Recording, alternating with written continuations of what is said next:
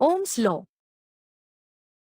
जैसा कि हम जानते हैं कि किसी भी इलेक्ट्रिक डिवाइस को वर्क करने के लिए इलेक्ट्रिसिटी की जरूरत होती है, जिसे किसी एक्सटर्नल सोर्स से जनरेट कर सकते हैं। एनिमेशन में हम देखते हैं कि एक्सटर्नल सोर्स के लिए एक बैटरी ली गई है। जब बैटरी को सर्किट से कनेक्ट किया जाता है, तब बैटरी सर्किट के दोनों टर्मिनल पे पोटेंशियल डिफरेंस अप्लाई करता है, जिसे हम वोल्टेज कहते हैं।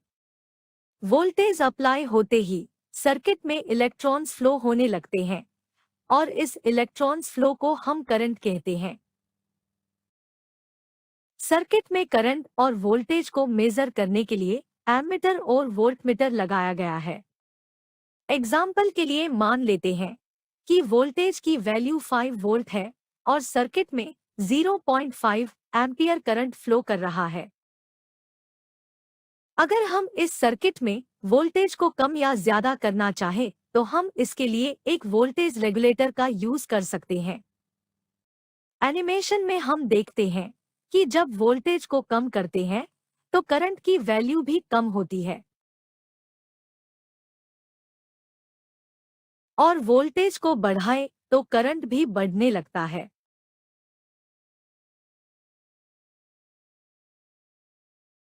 दूसरे शब्दों में कहे तो करंट और वोल्टेज एक दूसरे के डायरेक्टली प्रोपोर्शनल है और इसी रिलेशन को हम ओम्स लॉ कहते हैं।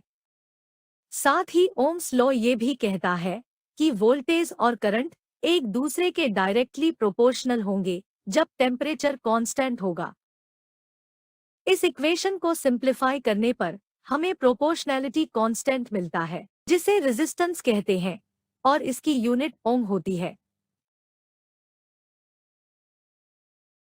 ओम्स लॉ को हम कुछ इस तरह डिफाइन कर सकते हैं। ओम states that voltage across a conductor is directly proportional to the current flowing through it, provided all physical conditions and temperature remain constant.